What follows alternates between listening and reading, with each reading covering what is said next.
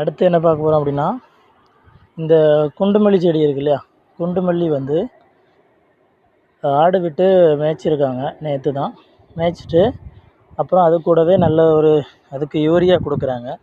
இங்கே பாருங்கள், இந்த வெள்ளையாக தெரியுதா, இதுதான் யூரியா பொட்டாசியம் ரெண்டும் கொடுப்பாங்க. கொடுத்து தண்ணி பாய்ச்சிருந்துருக்காங்க. பாருங்கள், அதோட இலைகள் எல்லாம் மேய்ஞ்சிட்டு இது இன்னும் எத்தனை நாளில் தழுத்து வரும்னு பார்த்தீங்கன்னா, கிட்டத்தட்ட அதுக்கு 15 நாள் ஆகும்.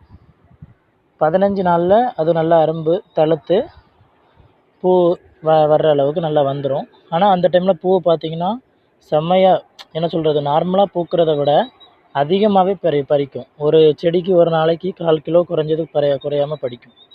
அந்தளவுக்கு பறித்து நல்ல ஒரு லாபம் தான் அதில். ஆனால் இந்த செடிக்கு என்னென்னா, மழை வந்து இருக்கக்கூடாது, வெயில் தான் இதுக்கு தேவை.